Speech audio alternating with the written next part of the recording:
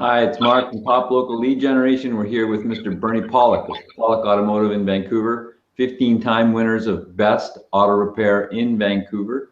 And we're going to be talking about something about Subarus again this week. You had a common failure on Subarus. What are we covering?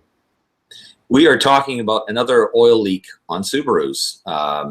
Subarus are awesome cars, but oil leaks are probably one of the more problematic areas on these cars. So we've talked about head gaskets in the past. That's the sort of common and somewhat dreaded leak because it's expensive to fix. But today we have a different oil leak to talk about. So what kind of an oil leak?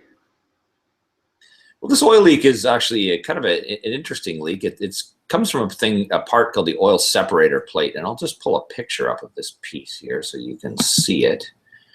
And just give me a second while I share our screen here.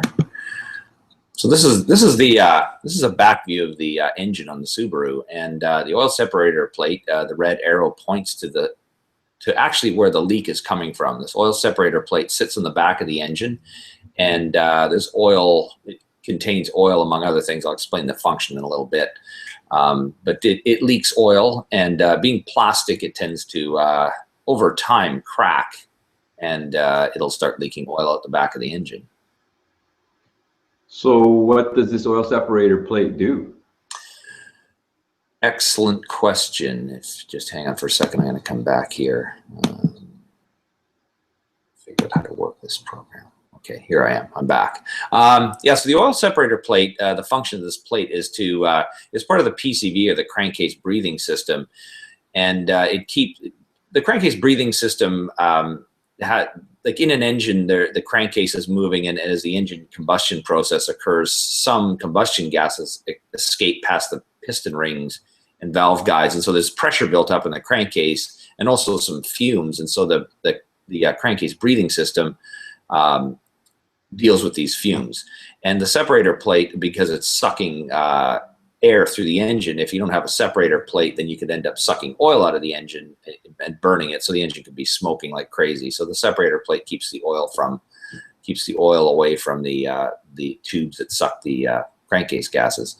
Just an interesting few notes about crankcase breathers. I mean, back in the good old days, as I like to say jokingly, 4 or 5 decades back, the way the crankcase gases were dealt with is they just blow out into the environment out of a thing called a road draft tube, and these are like incredibly noxious pollutants. Like, even though there's not a lot of them, they're hundreds of times worse than what comes out of a tailpipe, even in the crappy cars of the past. So they developed a Pcv valve system, which is a crankcase breathing system that self-contains all the gases. The gases are sucked into the engine and burnt up, and so that reduces the pollution. And this is actually one of the, interesting enough, one of the first pollution devices that was ever used on cars. And it's really simple and straightforward, but it's got quite complex, which we can talk about on some other vehicles, because a lot of European cars use a very complex breathing system that has trouble too. So is this a common leak on Subarus? And how many model years are affected? Well, I'll talk about model years first. I mean, this breather plate, this design of breather plates they started in 1993 on some models, and it goes all the way up to 2011. How common? We work on a lot of Subarus, and we don't fix a lot of these leaks, but we do a few here and there. I mean, fortunately, it's not too common. But what's annoying about it, from the customer's point of view, is that you have to actually take the transmission out of the engine and pull a clutch. If it's a standard roll, you have to pull a flywheel off, because it's located right at the very back of the engine. It's actually the kind of job that can also be done as a preventative maintenance procedure on certain models with standard transmission when you have the clutch out. I mean, one bonus is if your oil separator plate leaks and you have a standard, it's a good opportunity to inspect the clutch and replace it. All it costs is extra parts at that time and no extra labor, because you've already got it out. So does this happen on any other cars? Well, other cars don't use an oil separator plate like the Subaru. This is kind of a unique design, but there's a lot of cars, and I have to say mostly European cars, that use a very complex crankcase breather system. A few cars that come to my mind: Porsche, Boxsters, a lot of BMW 6-cylinders have crankcase breather valves and a lot of tubes and hoses and things, and eventually the valves fail and the engine will start burning oil or it'll idle rough. You can sort of see sometimes, like BMWs, it's a very common to have a crankcase breather fail. The engine will start running rough, it'll idle poorly, and it'll start burning a lot of oil. So so while it's not an oil separator piece like this plate, like on the Subaru, it's a similar system and causes problems. I'll just share with you too a picture of the, there's an upgraded version now for this oil separator plate. I don't know which year Subaru started using it, but it's a, this is what we put into the car afterwards. And just a second here, I'm going to find my screen share on this program. Okay. Technical difficulties. Here we go. All right, there we are. Okay, so there. This is the upgraded oil separator plate. You can see that this is made of metal, and it also has some different screws attaching it. And the sealer that's used is a special gasket sealer between the plate and the engine. So with this new one, it'll never leak. And I'm not certain what model year Subaru started using the metal plate, but our car featured as a 99, and it did not have. It has the old plastic plate, and a lot of the older models do. So anytime we take a transmission out, we can have a look, see what kind of plate it is. If it's got the plastic one, we can reinstall it. And here's just a quick photo of our beautiful 1999 Subaru Forester, classic vehicle. I mean, they've used this style of engine for quite a few years now.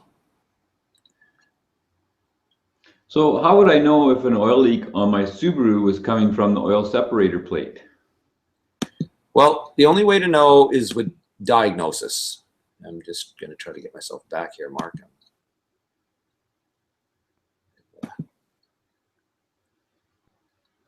You're back. I'm back? Good. Okay, cool. How would I know if it's the oil separator plate? It's difficult to find this oil leak. This one is typically when it starts leaking, a lot of oil comes out of the engine, and it'll leave somewhat large puddles underneath the car. Now, to find it, basically a proper oil leak diagnosis needs to be done, because the separator plate sits between the engine and transmission, and it's right above a frame rail, and there's some tin plates underneath the engine that cover it. So it requires removing a few items and cleaning things, and we have an inspection camera and some ultraviolet dye we add to engine oil, part of our oil leak diagnosis, where we can find it for sure. But it is a bit of a tricky leak to find. It also sits right above the engine oil pan, so it can be confused with the oil pan gasket, and the oil pan gasket's another leak that happens on Subarus, but it's a relatively inexpensive leak to fix. So, but it's good. It's obviously worth knowing, because even fixing the wrong inexpensive leak is a waste of money. Great. So we've been talking about Subarus, positive crankcase ventilation systems, and where you can have some interesting oil leaks and failure points that, if you repaired properly, will save you a lot of money and be better for the environment. With Mr. Bernie Pawlik, Pawlik Automotive, you can reach them at pawlikautomotive.com, or give them a call and book your next appointment, 604-327-7112. They've just won for the 15th time Best Auto Repair in Vancouver, as voted by their customers. Thanks, Bernie. Thanks, Mark. We'll talk to you next week. Bye.